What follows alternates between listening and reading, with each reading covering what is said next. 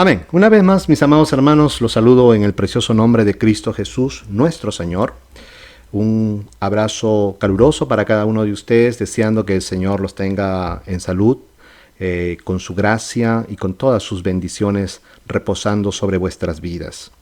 Vamos a continuar esta tarde con el estudio que habíamos iniciado ya hace 2 jueves atrás, así que esta sería la tercera parte del estudio bíblico que estamos realizando en cuanto al tema que es la segunda venida de nuestro Señor Jesucristo. Amén. Estamos estudiando acerca de la segunda venida de nuestro Señor Jesucristo. Y usted sabe, ya hemos hablado bastante al respecto, ¿verdad? Que esta es la doctrina, una de las doctrinas fundamentales dentro de la iglesia cristiana, dentro de la cristiandad, valga la redundancia. Es una de las doctrinas fundamentales. Todo creyente tiene que tener esta esperanza acerca de la segunda venida del Señor. Esto fue, hermanos, lo que enseñaron tanto nuestro Señor Jesucristo a sus discípulos, y sus discípulos lo enseñaron a las iglesias, que el Señor Jesús murió, resucitó al tercer día, pero fue llevado a los cielos, está sentado a la derecha del Dios Todopoderoso, pero de allí habrá de venir, ¿okay? Entonces Él prometió que Él volvería, que Él regresaría nuevamente por su pueblo. Así que vamos a entender un poco acerca, hemos estado viendo que dentro de esta doctrina, que es una de las doctrinas que le dije fundamentales dentro del cristianismo, se ha hecho mucho énfasis en un evento. ¿Okay? Qué interesante, ¿verdad? Cómo es el ser humano. La Biblia nos habla acerca de que Cristo Jesús volverá. Todos los apóstoles enseñaron eso. Los discípulos del Señor enseñaron que el Mesías habría de volver para establecer su reino. Por eso que cuando Jesús resucitó y estuvo con los discípulos 50 días o 40 días, estuvo con ellos hablándoles acerca del reino de Dios o el reino de los cielos, los discípulos le preguntaron: ¿restaurarás el reino a Israel en este tiempo? Porque ese es el reino de Dios, ¿verdad? El reino de Dios era que Dios habría de reinar por medio de su Mesías en Israel, ¿okay? Sobre todo sentado en Jerusalén, el trono, y diríamos así que la capital del reino de Dios habría de ser Jerusalén. Desde Jerusalén se reinaría, el Señor habría de reinar sobre toda la tierra. Por eso que los discípulos le preguntan: ¿restaurarás el reino a Israel en este tiempo? Y el Señor le responde que a Él no les tocaba a ellos conocer los tiempos o las sazones que el Padre había dispuesto en su soberana voluntad, pero que recibirían poder cuando vendría sobre de ellos el Espíritu Santo de la promesa. Ahora, dentro, hermanos, de lo que es la venida del Señor, algo que los discípulos anunciaron y era la esperanza, incluso ellos creían de que Cristo Jesús habría de venir en el tiempo de ellos. Lo podemos ver reflejado en los escritos del apóstol Pablo, y así tiene que ser. Así tiene que ser. Esa tiene que ser la esperanza de todo creyente. O sea, todo creyente debe vivir con esa esperanza de que su Señor habrá de regresar en el tiempo en la cual el creyente está viviendo. Por lo tanto, por ejemplo, nosotros, esa debe ser nuestra esperanza, y para la cual debemos prepararnos, hermanos, para la venida de nuestro Señor, porque eso mantiene la llama viva y hace que el creyente, hermanos, se prepare. Porque si el creyente pierde esta esperanza, como dice San Juan, que el que cree en esto, o sea, el que cree que Cristo habrá de volver, ¿verdad? El que tiene esta esperanza se purifica a sí mismo como Él también es puro. Entonces, todo aquel que tiene esa esperanza se va a purificar, porque sabe que Jesús volverá en cualquier momento. Y, hermanos, nos tiene que encontrar como las 10 vírgenes prudentes, y no como las 5 insensatas, sino como las 5 prudentes. Recuerden la parábola de las 10 vírgenes: 5 prudentes y 5 insensatas. Entonces, todo creyente que tiene la esperanza de la venida del Señor, de la segunda venida del Señor, es como esas 5 vírgenes prudentes que guardaron óleo extra, mientras que las insensatas no se prepararon, eso es lo que significa el óleo. Le han querido dar muchas interpretaciones, pero la interpretación literal y sencilla es esa, que unas se prepararon y las otras no se prepararon. Muchos ahí han querido figurar que el óleo representa el Espíritu Santo. No, no tiene nada que ver con eso. Simplemente lo que quiere decir ahí es que 5 fueron prudentes en el sentido de que se prepararon, y eso de estar preparadas representa el óleo o el aceite extra que ellas tenían para sus lámparas, mientras que las otras se confiaron, y cuando ellas oyeron la voz que se dijo, bueno, he aquí que el novio ha venido, salid a recibirlos, quisieron ellos en ese momento encender sus lámparas, ya no tenían aceite, y ya no tenían aceite de reserva, así que dijeron a las prudentes, danos de vuestro óleo, ¿verdad? De vuestro aceite. Entonces esas son las insensatas que en último momento quieren prepararse, quieren hacer todo, pero ya es demasiado tarde, las puertas se cerraron, y cuando ellas fueron a comprar y quisieron entrar a las fiestas que simboliza el reino, se les dijo, la puerta estaba cerrada y se les dijo, no las conozco. Entonces, hermanos, la esperanza de todo creyente tiene que ser esa, la segunda venida del Mesías. Ahora, dentro de la segunda venida del Mesías hay un acontecimiento que es parte de la segunda venida, que la Biblia lo denomina un arrebatamiento. O sea, hay un arrebatamiento, ¿ok? Forma parte de la segunda venida del Señor. Ahora, a ese acontecimiento, que el único que habla es Pablo, y bueno, no solamente Pablo, nuestro Señor Jesucristo lo dijo también, sino que muchos no lo entienden. Se le ha dado, diríamos así, ha cobrado el punto principal en el sentido escatológico para los creyentes. De manera que a los creyentes se les dicen que se preparen no para la segunda venida del Señor, sino para el arrebatamiento. Aunque está sobreentendido, pero no era lo que los discípulos decían, no era lo que los discípulos enseñaban. Usted no va a ver que Pablo decía, prepárense hermanos para el arrebatamiento, prepárense para el arrebatamiento, aunque sí habría de haber un arrebatamiento. Con esto yo quiero dejar bien claro que no estoy negando de que hay un arrebatamiento, claro que hay un arrebatamiento, pero eso no es la parte primordial o la parte esencial o la esperanza, no, el centro es la segunda venida del Señor. Ese era el mensaje. Los discípulos no hablaban del arrebatamiento, solamente Pablo cuando quiso, diríamos así, expandir lo que sucedería y cómo sucedería la segunda venida de Jesús y las cosas que acontecerían, él mencionó que habría un arrebatamiento, ¿ok? Pero nosotros no podemos hacer énfasis solamente en eso, sino lo que tenemos que hacer énfasis es en la segunda venida del Señor. Entonces, ¿por qué se hace énfasis mucho en el arrebatamiento? Y usted escucha muchos predicadores, pastores, muy renombrados, ¿verdad?, dentro del mundo cristiano, yo diría dentro de la farándula cristiana, que hacen mucho énfasis en este pequeño detalle, porque es un pequeño detalle nada más dentro de lo que es la segunda venida del Señor. El acontecimiento glorioso, el acontecimiento primordial, es la segunda venida del Señor, donde todo ojo lo verá. Pero se ha hecho énfasis mucho en este pequeño detalle que es el arrebatamiento. ¿Pero por qué? ¿Por qué hacen tanto énfasis en esto y por qué se habla mucho a la iglesia del arrebatamiento, y cuando ven señales como terremotos y como por ejemplo esta pandemia que estamos viviendo, han comenzado nuevamente, ¿verdad?, a hablar con bombos y platillos que preparémonos, que el arrebatamiento ya está inminente y que posiblemente en este año o el próximo año más tardar nos vayamos ya porque ya el arrebatamiento está a las puertas, preparémonos. ¿Por qué todo eso? Porque yo ya les expliqué que muchas congregaciones cristianas, y diríamos el 90% de las congregaciones cristianas evangélicas, tienen una doctrina, ¿okay? Tienen una doctrina que se llama acerca de, o vamos a llamarlo así, dividieron la segunda venida de Cristo en dos partes.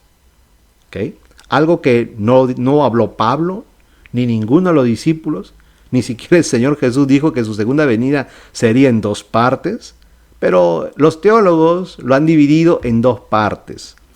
¿Okay? La segunda venida de Cristo lo han dividido en dos partes. Una venida secreta, ¿okay?, una venida secreta como ladrón en la noche, donde supuestamente el Señor descenderá solamente hasta las nubes. Es un acontecimiento que nadie se dará cuenta. Y ese acontecimiento, cuando el Señor desciende solamente hasta las nubes, ahí se produce el rapto, dicen ellos. ¿Okay? Le han denominado incluso una palabra que la Biblia no dice, ¿okay? Porque la Biblia no dice rapto, la palabra es arrebatamiento. Pero bueno, dice, se produce el rapto o el arrebatamiento de la iglesia, donde los muertos en Cristo resucitan primero y los que están vivos son transformados y son llevados a las nubes, ¿verdad? Desaparecen y se ha hecho incluso, y diríamos de esta manera, que todo esto está basado incluso, hermano, aunque usted no lo crea, como lo he mencionado ya en otras oportunidades, está basado en películas, ¿ok? De los años 80 aproximadamente, 80 y 90, como son las películas del rapto, los dejados atrás, la tribulación, y en base a películas, hermanos, se basa la doctrina de muchas congregaciones. Ahí, pues usted ve, por ejemplo, la imagen que tiene ahí usted, que le he puesto, usted ve una chica que está llorando con periódicos en sus manos, o anuncios en sus manos, donde dice miles desaparecen, ¿no? Y esa es la creencia, ¿no? Que miles desaparecerán de la tierra en un momento y un abrir y cerrar de ojos, dejan su ropita doblada, usted lo ve en las películas, es un poco gracioso como lo muestran, pero dejan su ropa doblada y muchos, incluso en los cultos, desaparece el pastor, desaparecen muchos miembros de las congregaciones, se quedan los tibios supuestamente, ¿verdad? Y ahí inicia un periodo que la Biblia denomina la tribulación y la gran tribulación, diciendo de que este periodo de tribulación o gran tribulación durará 7 años, mientras que en tanto esos 7 años la iglesia está en los lugares celestiales, en los cielos, disfrutando de un acontecimiento que la Biblia dice o lo denomina como las bodas del Cordero, en el capítulo 19 del libro de Revelación. Bueno, todo esto es, hermanos, la teología que se maneja en cuanto a escatología se refiere, que se maneja en las diferentes congregaciones evangélicas de nuestro tiempo. Es una doctrina que se ha hecho muy común, pero no todo lo que es común significa que sea verdad. Por eso que nosotros tenemos que ir a las Escrituras. A mí me enseñaron eso. Yo creía eso, hermanos. Yo, en mi iglesia en Perú, cuando yo estaba en Perú, me enseñaron eso. Pero como una vez le compartí que cada vez que yo cotejaba lo que me enseñaban, los textos que me daban y leía, porque yo me gustaba leer mucho la Escritura, yo veía que no iba de acuerdo. O sea, había algo que no andaba bien. Como dicen los italianos, c'era qualcosa que non torna. Entonces ahí es lo que me dio a verdaderamente estudiar las Escrituras, sacándome todo concepto preconcebido de la mente, sacando completamente, despojándome de todo y con una mente limpia en ese sentido, a entender lo que la Escritura verdaderamente enseñaba. Y bueno, y eso es lo que estamos tratando de estudiar, lo estoy tratando de compartir con usted. ¿Okay? Y si usted cree que hay un arrebatamiento antes de la iglesia, antes de la tribulación, y que usted se va y que usted no pasa la tribulación, y usted quiere seguir creyendo eso ya depende de usted. Yo no estoy aquí para cambiarle su pensamiento. Mi propósito solamente es exponer las Sagradas Escrituras, y el que tiene oído para oír, simplemente que oiga. ¿Okay? Respeto la posición de cada uno. Si usted tiene una posición distinta, la respeto. No estamos aquí para pelear, simplemente trato de compartir lo que yo entiendo con el estudio, con un estudio exhaustivo de las Escrituras. Entonces vamos a ver nuestro texto base, que se encuentra en 1 Tesalonicenses capítulo 4, verso 13 y 15. En adelante, dice: tampoco queremos, hermanos, que ignoréis acerca de los que duermen, para que no os entristezcáis como los otros que no tienen esperanza. Porque si creemos que Jesús murió y resucitó, así también traerá Dios con Jesús a los que durmieron en él. Por lo cual os decimos esto en palabras del Señor, que nosotros que vivimos, que habremos quedado hasta la venida del Señor, y note aquí, hermanos, es hasta la venida del Señor. ¿Se da cuenta? Este es el centro del mensaje. Aquí Pablo va a explicar simplemente cómo sucedería esa segunda venida, ¿okay? Y las cosas que acontecerían, los detalles, ahí vamos a decirlo así. Pablo va a explicar los detalles de esa segunda venida. Pero el mensaje, hermanos, es la segunda venida del Señor. Pablo les está diciendo que ya hemos quedado, no dice hasta el arrebatamiento, sino dice hasta la venida del Señor. Hay una sola venida, no habían dos venidas, una secreta y una visible, como hoy se enseña en muchísimas congregaciones, y que es lo que la gran mayoría de cristianos cree. Es una sola venida, hermanos. La Biblia es clara en ese sentido. Después vamos a ver, yo les voy a explicar de dónde viene esa doctrina que parte la segunda venida del Señor en dos partes. Una visible, una oculta como ladrón, que viene hasta las nubes nada más, y después de 7 años regresa con su iglesia, después de la tribulación, ¿verdad? Regresa con su iglesia para instaurar el reino aquí en la tierra, el reino milenial. ¿Okay? Haciendo dos venidas, una secreta hasta las nubes, y la otra donde todo ojo lo verá. Entonces vamos a ver si eso tiene verdaderamente su sustento bíblico o simplemente está basada, hermanos, en doctrinas e invenciones humanas. ¿Okay? Pero ya le dije, no todo lo que sea popular significa que es la verdad. Por eso que nosotros, hermanos, no debemos tragarnos cualquier cosa, y también lo que aquí yo le transmito, tampoco se quede ahí, investíguelo por usted mismo. Amén. Pídale al Señor discernimiento para comprender si lo que se expone, sea de mi persona o de cualquier otro predicador o pastor, está conforme a las Escrituras o no. Entonces, eso es lo que nosotros tenemos que tener. Este es el espíritu que nosotros tenemos que tener, un espíritu crítico, no para criticar, sino un crítico en el sentido de examinar, porque eso es lo que se conoce. La crítica textual es cuando se examinan exhaustivamente los textos, se cotejan unos con otros. Entonces, ese es el espíritu que debemos tener. Verso 16 al 18 dice: por cuanto el mismo Señor, a la orden del arcángel y al sonido de la trompeta de Dios, descenderá del cielo, y los que murieron en Cristo resucitarán los primeros. Después nosotros los vivos, los que hayamos quedado, seremos arrebatados con ellos sobre nubes al encuentro de Cristo en el aire, y así estaremos con el Señor eternamente.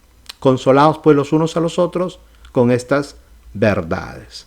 Entonces, ¿el arrebatamiento es una verdad? Sí, pero es un detalle nada más. ¿Ok? Más bien, si quisiéramos hacer un hincapié, tendríamos que hacer hincapié tal vez en la resurrección, porque acá acontece una resurrección. Hay muchos detalles aquí, hermanos, en la segunda venida del Señor. Siendo el arrebatamiento, ¿okay?, esta palabrita que dice arrebatados, solamente un detalle de la segunda venida del Señor. Hay muchos detalles aquí, pero el arrebatamiento es solamente un detalle. Entonces nosotros no podemos hacer énfasis en un detalle y no lo que los discípulos del Señor verdaderamente predicaban y enseñaban, hermanos, a las comunidades cristianas. Claro que hay un arrebatamiento y lo vamos a explicar. El significado, y de ahí para pasar rápidamente donde nos habíamos quedado, el significado de la palabra arrebatamiento, ¿okay?, es harpazo o harpazo también se dice, ¿okay?, que significa, es una palabra griega que significa arrebatar, se traduce como apoderarse, ¿okay? Arrebatar, llevarse por la fuerza, se utiliza en los manuscritos bíblicos.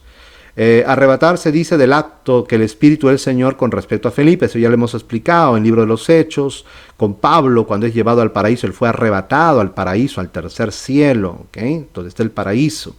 El paraíso, el tercer cielo, no es donde está el trono del Eterno, por si acaso. El trono del Eterno está en el séptimo cielo. El arrebatamiento, dice, del arrebatamiento de los santos en torno al Señor, que estamos leyendo o que hemos leído en 1 Tesalonicenses 4:17. Y también se menciona esta palabra harpazo en el arrebatamiento del niño varón en la visión de Revelación, capítulos 12, verso 5. ¿Ok? Entonces eso se aplica, es una palabra griega que lo que significa es tomar a alguien por la fuerza. ¿Ok? Tomar a alguien por la fuerza. Continuemos entonces. ¿Qué es el arrebatamiento entonces? Es el acto por medio del cual Dios tomará a los que creyeron en Cristo y les concederá la inmortalidad, tanto a los que murieron como a los que estén vivos. ¿Okay? Se les concede ahí la inmortalidad. Los muertos resucitan y los que están vivos son transformados con cuerpos gloriosos. Esto quiere decir que se les da la corona de la vida o la corona de la vida eterna. ¿Okay? Ahí, entonces, ¿se da cuenta que ese es un detalle también? Diríamos, y es el más importante que el arrebatamiento. ¿Okay? ¿Cuándo se producirá el arrebatamiento de la iglesia? Y este es uno de los temas más discutidos dentro del mundo cristiano, dentro de verdad de las iglesias y la teología y la escatología bíblica. ¿Por qué? Porque hay tres posiciones. Una que dice que la iglesia será arrebatada, que es la teología dispensacionalista, ¿okay?, el dispensacionalismo. dice que la iglesia será arrebatada antes de la tribulación de aquellos días. ¿Okay? El Señor viene porque no va a dejar que sus santos pasen por la tribulación. La iglesia va a ser arrebatada antes de la manifestación del hijo de pecado, del hijo de perdición, de aquel inicuo a la que la Biblia lo denomina también anticristo. Por eso que se dice, hermano, prepárese porque el arrebatamiento está cerca, porque la iglesia no pasará la gran tribulación, sino si usted no se prepara, usted se quedará para la tribulación y será perseguido por el anticristo. Eso es lo que se enseña y lo que hacen ver en películas incluso. Entonces, esa es una posición. Ser arrebatados antes de la tribulación, ser llevados al cielo, a los lugares celestiales, participar de las bodas del Cordero por 7 años y luego de 7 años regresar a la tierra juntamente con el Mesías, destruir a la bestia y su reinado e instaurar sobre la tierra el reino milenial del Mesías. La otra interpretación o posición teológica es que la iglesia será arrebatada a la mitad de la tribulación. ¿Okay? Cuando los juicios del Eterno se estarán derramando, será arrebatada a la mitad de la tribulación. Y la otra posición es la que enseña que la iglesia pasará el periodo tribulacionario y por ende la gran tribulación. Y luego de la gran tribulación, el Señor aparecerá en los cielos y ahí se producirá el arrebatamiento, donde todo ojo lo verá, haciendo de la segunda venida una sola. Mientras que la otra, la primera, la que cree que la iglesia es arrebatada antes de la tribulación, parte la segunda venida del Mesías en dos fases. Una oculta, donde nadie lo va a ver, ¿okay? Solamente miles desaparecen. Y mire, le voy haciendo un paréntesis. Estaba escuchando a un varón que tiene un canal en YouTube donde hablaba acerca de este fenómeno que está saliendo a rebrote, que es acerca del fenómeno ovni, que incluso el Pentágono ha reconocido y ha desclasificado como 3 videos, me parece, donde ellos confirman de que esos videos donde se ven unos objetos luminosos en el cielo son verdaderamente ovnis. ¿Okay? Ahora, cuando se dice ovnis, eso no significa que sean extraterrestres necesariamente, ¿verdad? Un ovni significa un objeto volador no identificado, no se sabe qué es. Pero la agencia, hermanos, gubernamental de los Estados Unidos, el Pentágono, reconoció que estos 3 videos, y esto ha sido un revuelo, hermanos, se ha vuelto viral en las redes sociales, en Facebook, en todo, y muchos han hecho un video acerca de esto, ¿verdad?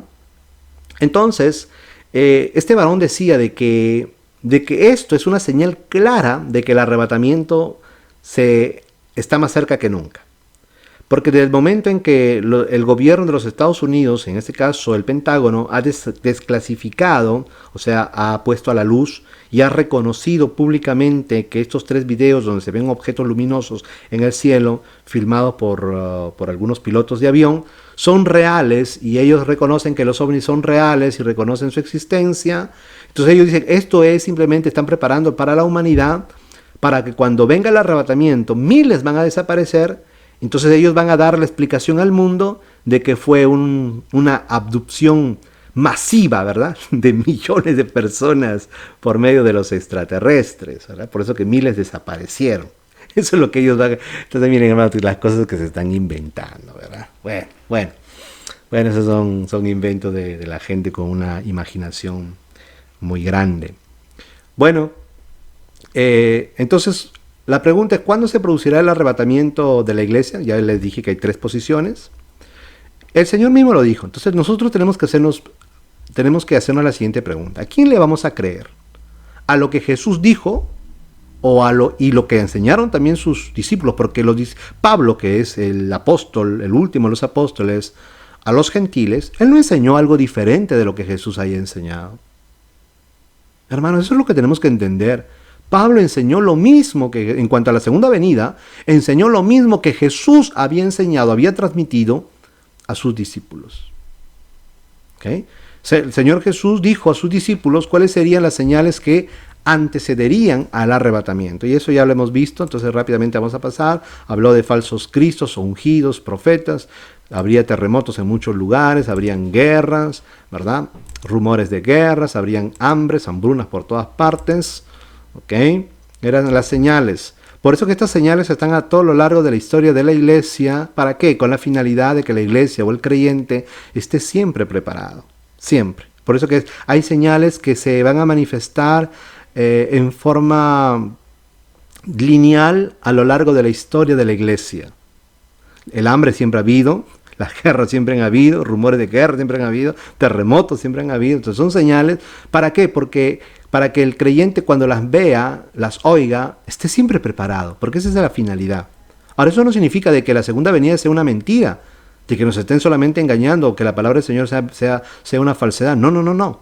Claro que la segunda venida se va a dar, pero como la historia de la iglesia va a durar, ya ahorita van 2000 años, entonces todas las diferentes etapas de la iglesia tendrían que percibir estas señales para que se prepararan. Por ejemplo, en la Edad Media, que estamos viendo la peste negra, mató a millones de personas en todo el mundo, y sobre todo en la parte de Europa. Entonces la iglesia de aquel tiempo, los creyentes de aquel tiempo, creían que verdaderamente, hermano, así como hoy este coronavirus, ¿verdad?, que no se compara en absoluto a la peste negra, ellos creían que ya en ese momento también el Mesías habría de venir, por todo lo que estaban viviendo. Cuando vino la Primera Guerra Mundial, igualito. Cuando vino la Segunda Guerra Mundial, igualito.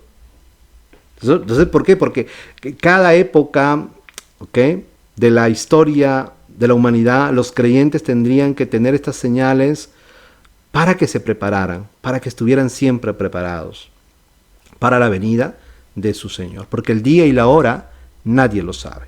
Así también vendrían pestes, enfermedades, ¿verdad? Esta es la última en la que estamos viviendo, por ejemplo, en nuestra generación.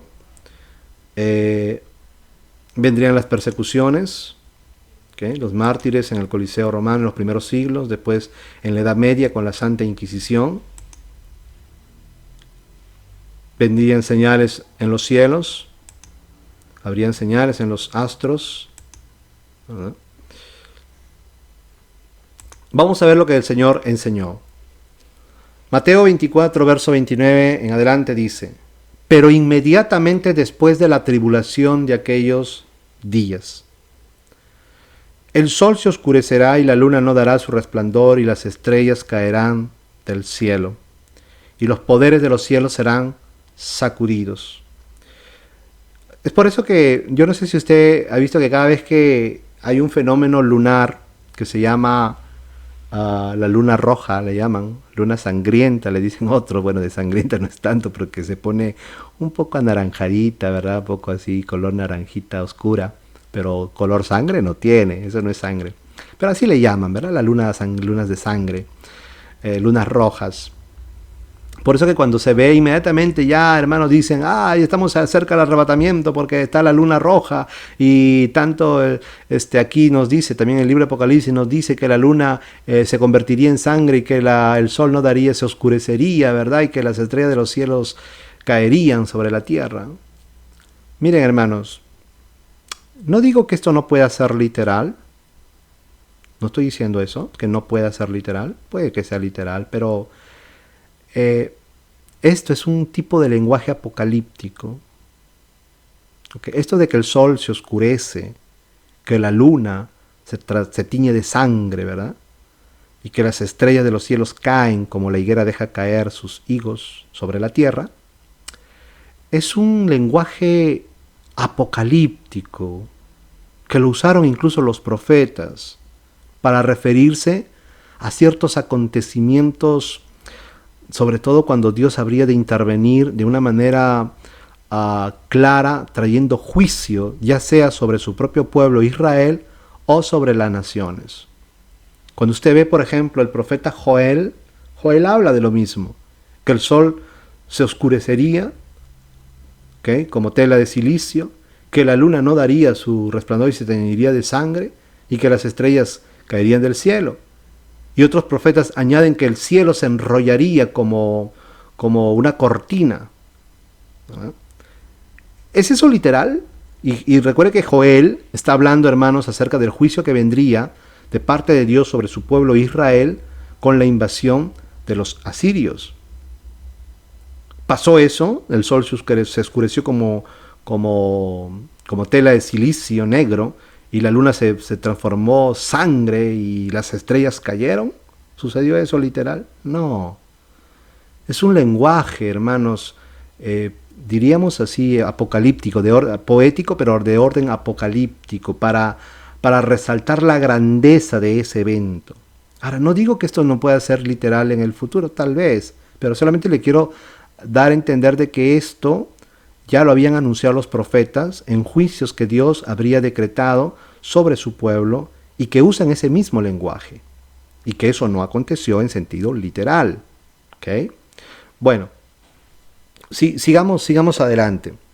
Entonces se manifestará la señal del Hijo del Hombre en el cielo, y en ese tiempo harán duelo todas las tribus de la tierra y verán al Hijo del Hombre viniendo sobre las nubes del cielo con poder y gran gloria. Y enviará a sus ángeles con gran sonar de trompeta, y ellos reunirán a los escogidos de él de los cuatro vientos desde un extremo del cielo a otro. Entonces, si usted ve aquí, Jesús mismo, nuestro Maestro, dice inmediatamente después de la tribulación de aquellos días.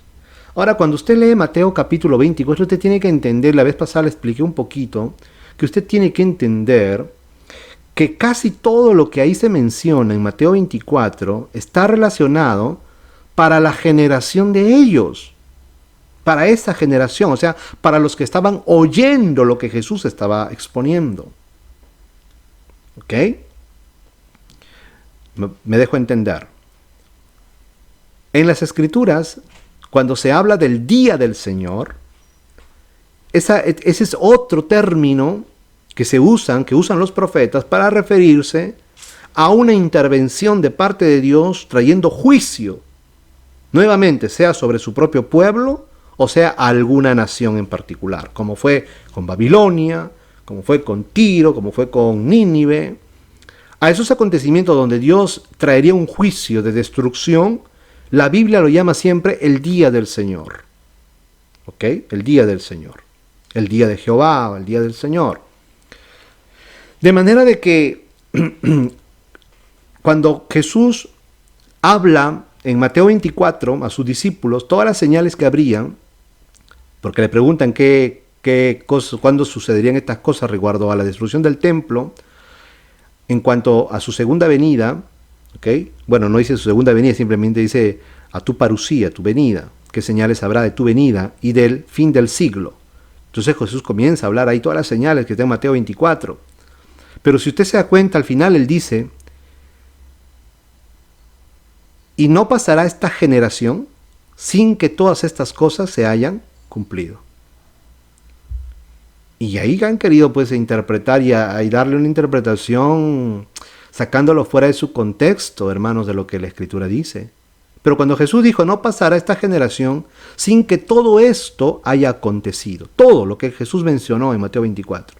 Guerras, rumores de guerras, nación contra nación, reino contra reino, pestes, hambres, sediciones, o se entregarían a los concilios, persecuciones, etcétera, etcétera. Todo eso se habría de cumplir. ¿En qué generación? En la generación de ellos, la que está. Por eso no dice, muchos han querido decir que es la generación que vea estas señales. No, el Señor no dice eso. El Señor dice, no pasará esta generación. ¿Qué generación? La de Él. ¿Y cuándo tuvo su cumplimiento? En el año 70 después de Cristo. En el año 70, aproximadamente 30 y tantos años después que Jesús ascendió a los cielos, Roma invade Jerusalén, y ahí, hermanos, se produce, antes de eso hubieron falsos mesías, por eso que es importante conocer la historia. Pasaron hubieron grandes terremotos también, hermanos, hubieron sediciones, se presentaron muchos falsos profetas, muchos falsos mesías. Hubieron una serie de cosas, hermano, hubo una etapa de hambre en todo el imperio romano, una hambruna, pestes. Entonces todas esas cosas se cumplieron en la generación de ellos. Entonces el día del Señor para esa generación iba a ser, y por ende la segunda venida, no visible, sino en un sentido como presencia, porque la palabra parusía también sería presencia, donde Dios se manifestaría por medio de un juicio, sería con la destrucción de Jerusalén y del templo en el año 70 por el general romano Tito, de la cual hubo gran tribulación cual nunca antes había habido. Ya les expliqué que Tito mandaba crucificar más de 500 judíos diarios y la sangre en Jerusalén llegaba hasta los tobillos. Eso lo describe el historiador judío Flavio Josefo. Y él describe con detalle todo lo que sucedió, hermanos, cuando Roma invadió, de lo que Jesús dijo, no quedaría piedra sobre piedra. Entonces, para un cumplimiento profético de lo que Jesús dijo, el día del Señor aconteció ahí, cuando Dios va a juzgar a su pueblo Israel por causa de su pecado y de su incredulidad y por haber rechazado al Mesías y haber crucificado al Hijo de Dios.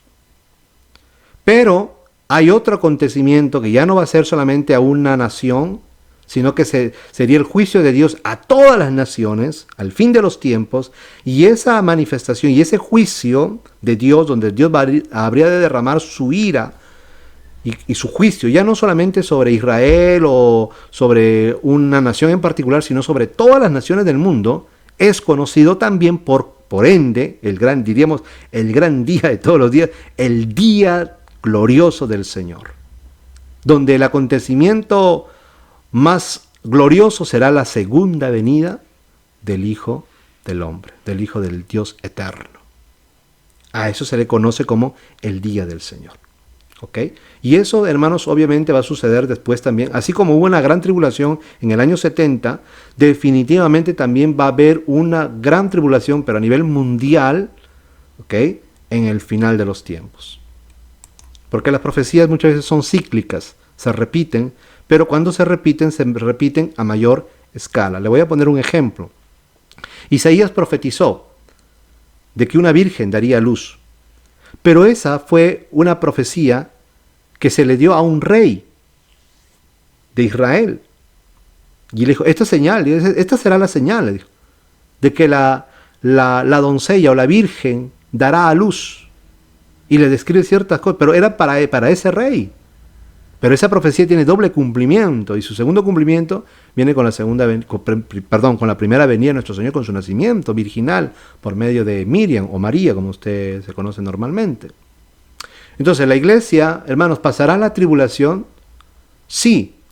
¿O la gran tribulación? Sí. La iglesia estará presente en este periodo tribulacionario, porque Jesús mismo lo dijo, después de la tribulación de aquellos días, ¿okay?, vendría la venida de nuestro Señor Jesucristo.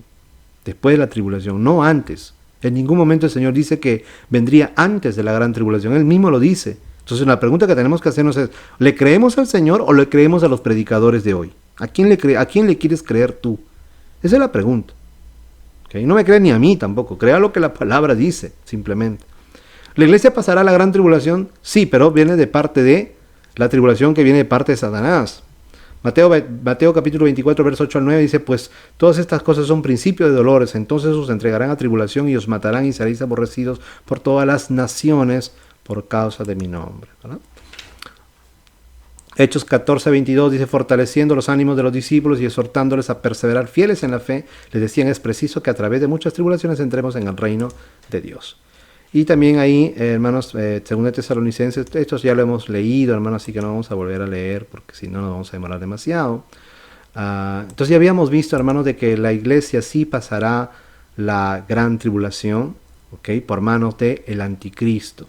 Los juicios de Dios que se derramarán sobre la tierra no afectarán a el pueblo del Señor, a la iglesia, que ellos serán preservados de una manera sobrenatural, así como Dios preservó a los judíos, el pueblo de Israel, hermanos, cuando se encontraban en Egipto, cuando las plagas cayeron sobre Egipto. Esas plagas no afectaron, hermanos, a los judíos. De la misma manera, las plagas que caerán sobre el mundo en el tiempo de la gran tribulación no afectarán al pueblo de Dios, solamente a los que son impíos y a los que tengan la marca de la bestia. ¿Ven? Ya hemos leído todos estos versículos que no lo vamos a leer, hermanos. La iglesia será perseguida por la bestia o anticristo, ¿verdad? Y aquí eso es muy claro. Pablo lo dice, mire, escuche bien esto. Para Pablo, ¿cuándo iba a ser el arrebatamiento? Que tanto se habla del arrebatamiento. Porque mire lo que dice, por lo que hace a la venida de nuestro Señor Jesucristo y a nuestra reunión con Él. Esta palabra, nuestra reunión con Él, es el arrebatamiento. Pues ahí se produce nuestra reunión con Él, el encuentro con el Señor. Os rogamos, hermanos, que no os turbéis de ligero, perdiendo el buen sentido, y no os alarméis, ni por espíritu, ni por discurso, ni por epístola atribuida a nosotros, como si el día del Señor estuviese inminente. Aquí hay que entender una cosa. Nosotros podemos saber cuándo... le voy a hacer esta pregunta. Si yo le dijera que esta noche el Señor Jesús podría venir, ¿usted qué diría? ¿Sí o no? La respuesta va a ser, la gran mayoría de nosotros, es que sí. Que esta noche el Señor podría venir, porque el día y la hora nadie lo sabe. Pero mire, Pablo aquí está diciendo justamente ese problema. Aquí la iglesia de Tesalonicenses, habían maestros que se habían introducido, que estaban enseñando que la venida del Señor era ya inminente, que podía ser esa noche misma. Y mire, Pablo lo dice, que nadie en modo alguno os engañe, porque hay una señal. Los terremotos, todas esas cosas, hermanos, siempre han existido a lo largo de la historia de la iglesia. Terremotos, hambrunas, guerras, etcétera, etcétera. Pero hay una señal que nos va a advertir cuándo el Hijo de Dios habría de venir. Dice, porque que nadie nos engañe, porque antes ha de venir, ¿qué cosa? La apostasía. Tiene que haber una apostasía, tanto en el mundo como dentro de la misma iglesia del Señor. Y ha de manifestarse el hombre de pecado, el hijo de perdición, que se opone y se alza contra todo lo que se dice Dios y es adorado, hasta sentarse en el templo de Dios y proclamarse Dios a sí mismo. Pues Pablo le dice, ¿no os acordáis que yo estando entre vosotros ya os decía esto? Y ahora sabéis qué es lo que lo contiene o lo detiene hasta que llegue el tiempo de manifestarse, porque el misterio de la iniquidad está ya en acción. Solo falta que el que lo retiene sea apartado. Entonces se manifestará el inicuo, a quien el Señor Jesús matará con el aliento de su boca, destruyéndolo con el esplendor de su venida, nuevamente su venida. Entonces aquí Pablo nos dice claramente que la segunda venida, o el arrebatamiento, que es nuestra reunión con Él, se producirá en la venida del Señor, y eso sucederá después que se haya manifestado, que haya venido la apostasía y se haya manifestado el hombre de pecado, el hijo de perdición, que no es otro que el anticristo. Mientras no esté el anticristo, hermanos, el Señor no se va a manifestar. Por eso es que están hablando ahorita que ya que la vacuna y que por aquí, que por allá, que hermanos, no hagáis caso de nada de esas cosas. Y eso no significa de que eso, entonces me relajo, no me preparo. No, porque si tú eres un verdadero cristiano y tienes la esperanza de la segunda, ¿por qué? ¿Por qué esa esperanza? No solamente porque el Señor, hermanos, va a venir en sentido literal y visible, sino que tú no sabes hasta cuándo vivirás. ¿Qué tal si te mueres mañana? Y por no estar preparado, ¿qué te pasará? Si tú te entregas a la lujuria, como dice, mi Señor tarda, entonces comienza a vivir como un impío, tu parte será con los impíos. Por eso que el Señor nos manda que nos preparemos y estemos siempre, hermanos, velando. Esa palabra velar no significa hacer vigilias de noche, aunque no está mal hacer vigilia, pero no significa eso, sino que significa en estar siempre preparados en santidad, en justicia, en amor, hermanos, consagrando nuestra vida al Señor, sirviéndole, manteniendo nuestra fe como el principio. Eso es lo que significa velar. ¿Okay? Entonces ahí dice que nadie os engañe. Entonces ya depende de cada uno cómo cree, ¿verdad? Ya depende de usted qué es lo que usted cree. Apocalipsis 13:5 dice, y la bestia le fue dada boca que hablara insolencias y blasfemias, y le fue dada autoridad para actuar por 42 meses, 3 años y medio, y abrió su boca en blasfemia contra Dios para blasfemar contra su nombre y contra su tabernáculo, es decir, contra los que tienen morada en el cielo. Y le fue permitido hacer guerra, mire, fue guerra contra los santos y vencerlos. Muchos dicen, este es Israel. Un momentito, pues Israel está en apostasía. Israel aborrece a nuestro Señor Jesucristo ahora. Pero no por ahora, porque están cegados. Y la Biblia lo llama sinagoga de Satanás.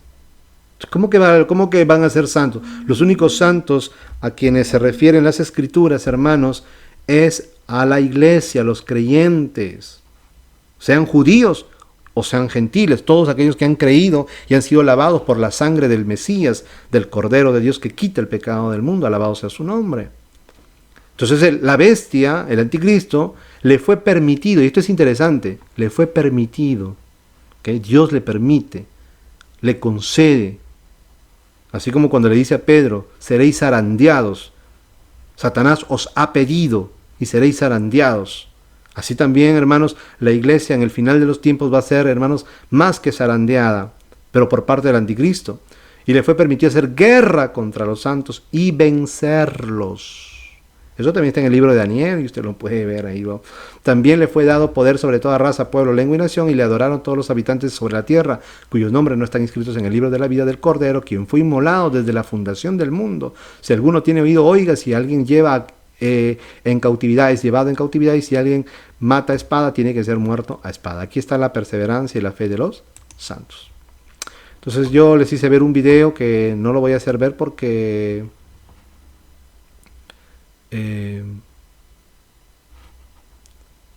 YouTube me canceló, ¿verdad?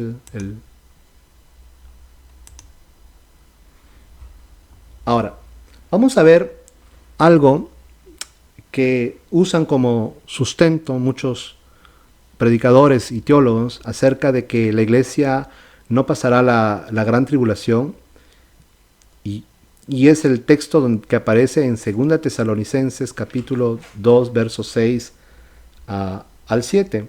Este texto lo usan como base para decir que la iglesia no pasará la gran tribulación. 2 Tesalonicenses capítulo 2 versos 6 al 7. Ya lo habíamos leído, pero lo vamos a volver a leer. Desde el verso 6 dice: y ahora vosotros sabéis lo que lo detiene. ¿Qué cosa es lo que detiene? ¿Qué cosa? La manifestación del hijo de pecado, ¿verdad? Vamos a leerlo, dice: y ahora vosotros sabéis lo que lo detiene, a fin de que a su debido tiempo se manifieste, porque ya está en acción el misterio de la iniquidad, solo que hay quien al presente lo detiene, hasta que él a su vez se ha quitado de en medio. Y entonces se manifestará aquel inicuo a quien el Señor matará con el espíritu de su boca y destruirá con el resplandor de su venida. Pregunta: en base a este texto, ¿es la iglesia la que detiene la manifestación del anticristo? Muchos teólogos, pastores dicen que sí. Pablo no lo menciona en su carta a los tesalonicenses, porque él ya se los había anunciado en forma personal, y aquí hay una razón por la cual él evita mencionarlo. ¿Ok? Y se han hecho muchas conjeturas al respecto. ¿Qué es lo que detiene la manifestación del anticristo? Algunos dicen el Espíritu Santo, hasta que junto con la iglesia el Espíritu Santo es quitado cuando la iglesia es arrebatada, por lo tanto es ahí donde el anticristo se va a manifestar.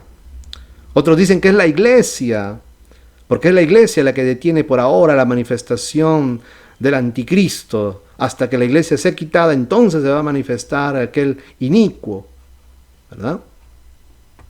Y yo no sé cómo explican eso, porque si la iglesia es quitada, y ellos dicen que cuando uno pregunta, ¿y a quiénes persigue la bestia? Porque en Apocalipsis que hemos leído dice que la bestia hará guerra contra los santos. Entonces ellos dicen que esos santos que se menciona ahí en Apocalipsis, capítulo 13, a quien la bestia hace guerra y los vence, son los tibios que se quedaron. A ver. Tibios que después que se quedaron, supuestamente ahí se consagran al Señor, y ellos son perseguidos por causa de su fe, porque ahí entienden que no se prepararon y les ha llegado el tiempo para prepararse. Y yo pregunto, ¿y estos tibios que después se vuelven calientes durante el periodo de la tribulación, qué cosas son? ¿Son la iglesia o no son la iglesia? Y entonces si ellos dicen que la bestia se va a manifestar cuando la iglesia es quitada, pero si una parte, y diría yo que tibios ahí, la gran mayoría de las congregaciones son tibios, un gran número de cristianos entonces se quedaría, pero que forma parte de la iglesia, aunque si son tibios, porque si usted ve la iglesia de la Odisea, aunque eran tibios, eran una de las iglesias del Señor, pertenecían a uno de ese simbolismo de las 7 iglesias, ¿verdad?, que representan a la totalidad de la iglesia. A pesar que de la iglesia de la Odisea era tibia y el Señor le va a reimproverar su tibieza espiritual y le llama al arrepentimiento, pero forma parte de la iglesia del Señor. Entonces, ¿cómo que una parte de la iglesia se va y una parte se queda? ¿De dónde sacan eso? De películas, hermano.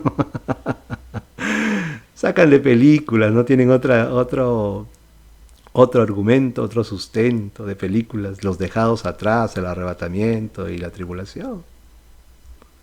Entonces, si parte, y diría yo, la gran mayoría de la iglesia se quedó por ser tibios dentro del periodo tribulacionario, entonces son la iglesia comunque, de todas maneras. Entonces, el anticristo no se podría manifestar, porque si ellos dicen que el anticristo se va a manifestar cuando la iglesia es quitada de la tierra, ¿y los que se quedan?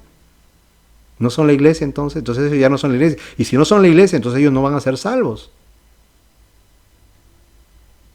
Y dicen, no, pero durante el periodo de la tribulación van a haber miles que se van a convertir. ¿Y esos que se convierten durante el periodo de la tribulación, qué cosas son? ¿Acaso no son también la iglesia si son lavados por la sangre de Cristo y si ponen su fe en Cristo? ¿Acaso también no son la iglesia? Entonces habría dos iglesias, una que se quedó en la tierra y otra que está en los cielos casándose. Y si y si Cristo viene con su iglesia ya casada y estos que están en la tierra en el periodo tribulacionario, entonces esos nunca se casan. ¿Se da cuenta la incongruencia de esta teología pretribulacionaria de un arrebatamiento secreto? No tiene sustento. No tiene sustento alguno. Entonces, muchos creen que es la iglesia la que detiene la manifestación del anticristo, y es por eso que primero tiene que ser quitada la iglesia de la tierra para que el anticristo pueda manifestarse. Pero veamos, hermanos, qué nos dicen, porque ya que Pablo no lo menciona, ¿ok? Y aquí está el problema, porque a la gente, pues bueno, si no está en la Biblia y no se sabe, entonces la gente se inventa cualquier cosa. ¿Pero hay forma de saber eso? Sí, hay forma de saberlo. ¿Cómo? Leyendo los escritos de los padres de la iglesia o los padres apostólicos, que son discípulos de los apóstoles. Ellos escribieron acerca de esto. Entonces no hay nada que inventarse.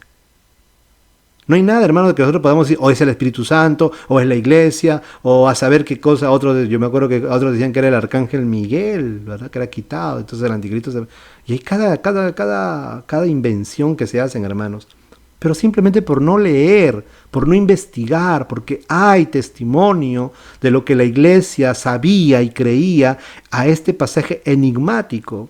Yo estaba escuchando a un maestro italiano del Nazareno que habló acerca de esto y él dijo que era Dios mismo. O sea, era un poder que Dios ejercía que impedía que la bestia se manifestara. Pero eso no es verdad, ¿no? Claro, aunque si Dios tiene control de todo, pero no es eso lo que Pablo se estaba refiriendo. Porque hay escritos suficientes acerca de esto, hermanos. Vamos a verlo. Amén. Vamos a ver si es el Espíritu Santo o es la iglesia lo que detiene la manifestación del hombre de pecado, que es la bestia o el anticristo. Veamos entonces qué nos dice la Enciclopedia Británica. La Enciclopedia Británica se dice que la creencia la Enciclopedia Británica dice que la creencia de los primeros cristianos en lo referente a la identidad del obstáculo, porque es neutro. En la Reina Valera parece como si fuera masculino, ¿verdad? Pero es neutro. En el griego es una palabra neutra. Es lo que detiene. No es una persona, sino que era algo. Primero menciona como si fuera algo y después menciona como si fuera alguien también. Entonces son dos cosas, es algo y es alguien a su vez. Entonces la enciclopedia dice que la creencia de los primeros cristianos en lo referente a la identidad del obstáculo que impedía la manifestación del hombre de pecado era que dicho obstáculo era el Imperio Romano con el emperador a la cabeza. Ahí está, volumen 2, página artículo El Anticristo. Comentario bíblico Clark dice, este prestigioso comentario bíblico protestante dice que el testimonio unido, escucha bien, el testimonio unido de los líderes de la iglesia de los 4 primeros siglos era que el obstáculo que tenía que ser quitado de en medio para la manifestación del anticristo era el Imperio Romano. San Jerónimo decía que la enseñanza de Pablo es que dicho obstáculo era el Imperio Romano y el emperador. Él dijo lo siguiente, Jerónimo dijo lo siguiente, si Pablo hubiese escogido decir esto abiertamente, o sea, en su carta en este caso, hubiera provocado una enorme e innecesaria persecución contra los cristianos. Jerónimo, comentario en su libro 5, capítulo 25. Pablo no lo menciona en su carta, porque esta era una carta que iba a ser llevada a las congregaciones de Tesalónica.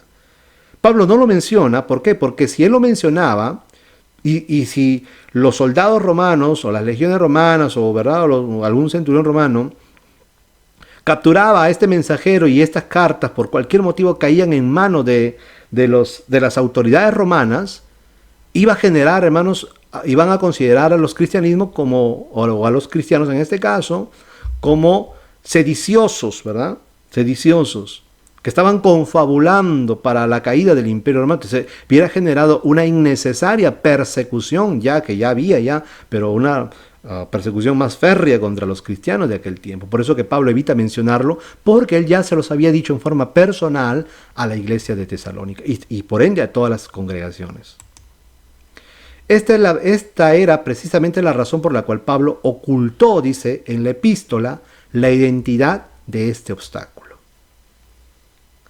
Justino Mártir, en su libro Apologías, escrito por Justino a los gobernadores de la ciudad de Roma, dijo que los cristianos oraban por el emperador romano y por la continuidad de su imperio, ya que sabían que cuando éste desapareciera, se manifestaría el hombre de pecado. Okay, muy interesante. Tertuliano, otro de los padres de la iglesia, Tertuliano dijo lo siguiente: ¿cuál es el poder que detiene la manifestación del hombre de pecado? ¿Quién más sino el Imperio Romano, el cual, quebrantado y dividido en 10 reinos, introducirá al anticristo sobre sus propias ruinas? Entonces, clarísimo, ¿verdad? El testimonio, hermanos, de los líderes de la iglesia, de los padres de la iglesia, de los 4 primeros siglos. Gloria a Dios. Ambrosio de Milán. Ambrosio también dijo que dicho obstáculo era el Imperio Romano y el emperador, y que después de que fuera quitado de en medio el César de Roma, se manifestaría el hombre de pecado.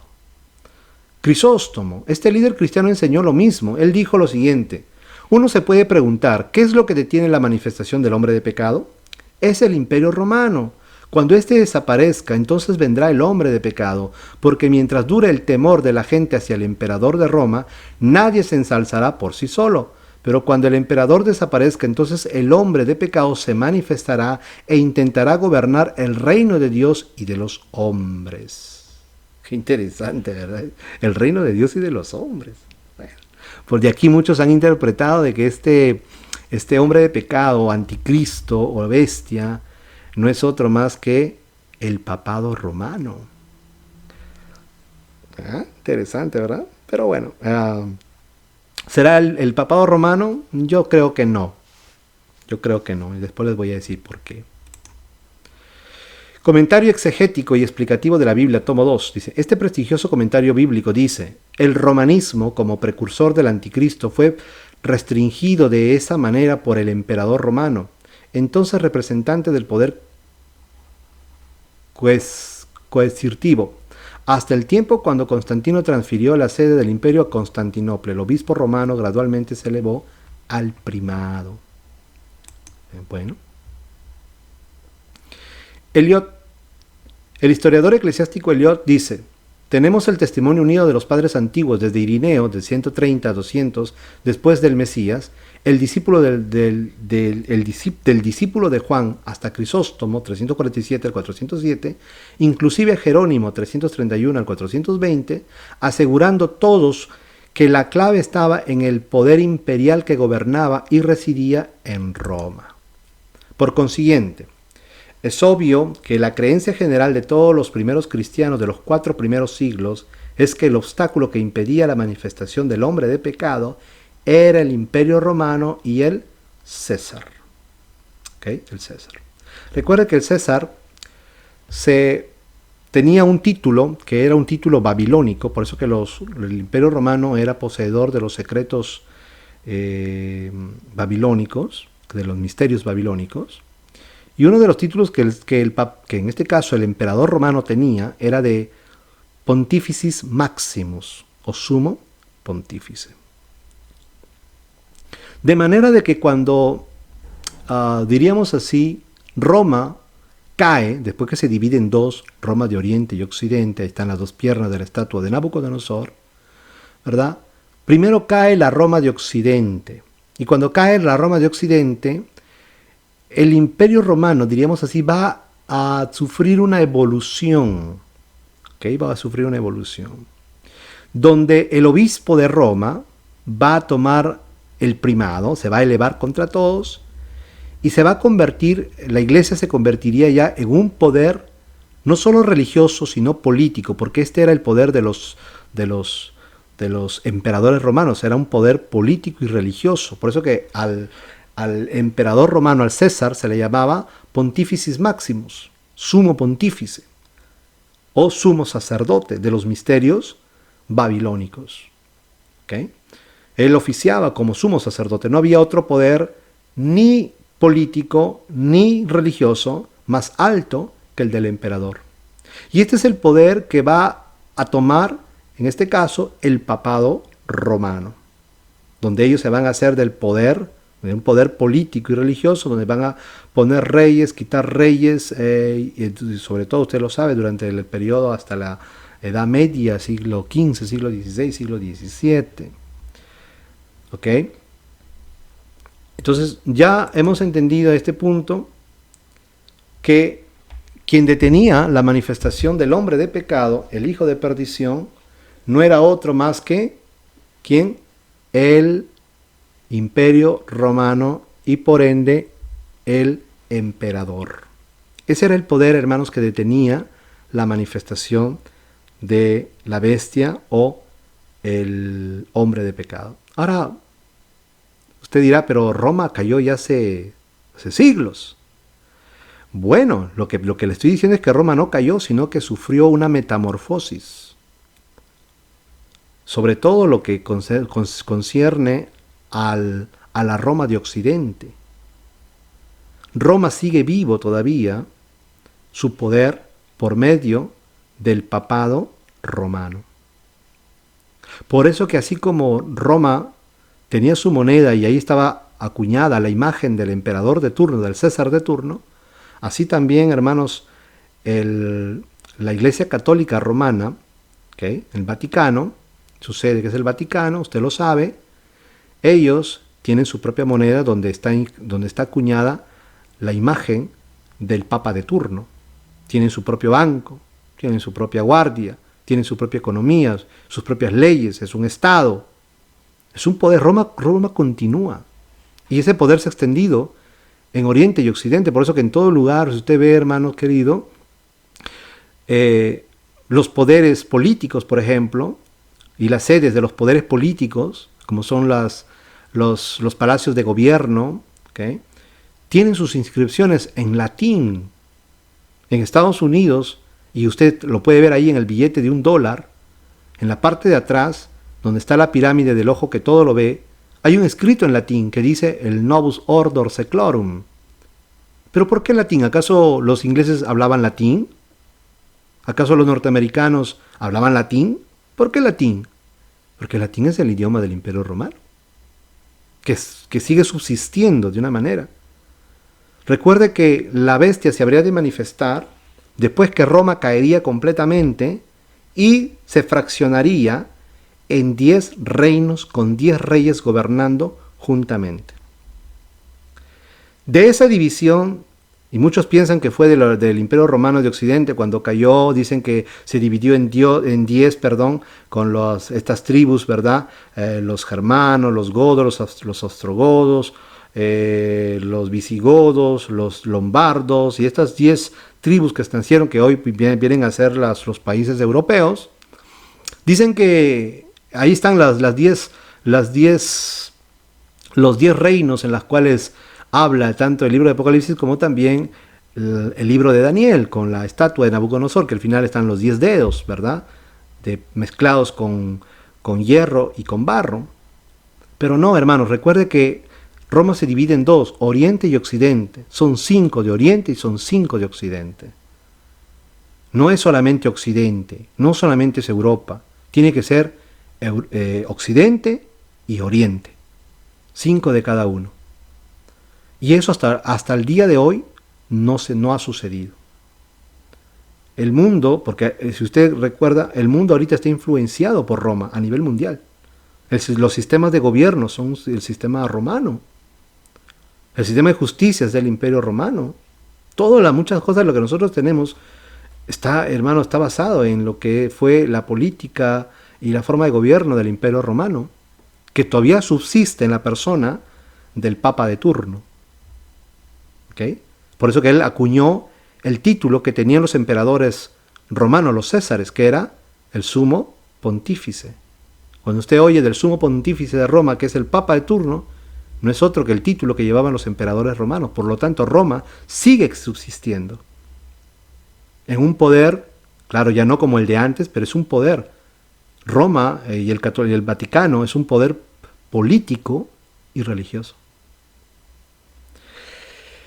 Entonces, hermanos, aquí tenemos que entender eso, que la bestia se va a manifestar después de la caída, no solamente de la caída de Roma como tal, en todo el sentido de la palabra, sino después que se dividiera en 10 reinos, con 10 reyes reinando juntamente. Y de esos 10 reyes que van a reinar juntamente sobre lo que fue la Roma oriental y la Roma occidental, y lo que hoy abarca es el mundo entero, por eso el mundo entero está dividido entre Oriente y Occidente, ¿okay? Así está dividido el mundo, y todo eso, por eso que el Nuevo Mundo, que es América, fue conquistada por países que pertenecieron al Imperio Romano de Occidente. Nosotros, en este caso, por ejemplo, los países latinoamericanos e incluso los Estados Unidos y Canadá y todos los países latinoamericanos son una extensión de lo que fue la Roma occidental. Por eso que fuimos conquistados por ingleses, por españoles, por portugueses, por franceses. ¿Okay? Somos una extensión. Entonces es siempre Roma, pero todavía no se ha dividido en 10 reinos. De esos 10 reinos y de esos 10 reyes que estarán reinando juntamente, saldrá un cuerno pequeño, un poder pequeño, insignificante, pero que se levantará contra todos, y esa es la bestia o el anticristo. De manera que no es la iglesia ni es el Espíritu Santo lo que detiene la manifestación del anticristo, sino que es Roma y el emperador. Y el emperador de Roma subsiste todavía en la persona de el papado o los papas. Bueno, vamos a quedarnos, hermanos, hasta aquí y vamos a dar lugar a preguntas para que usted de alguna manera podamos responder sus inquietudes.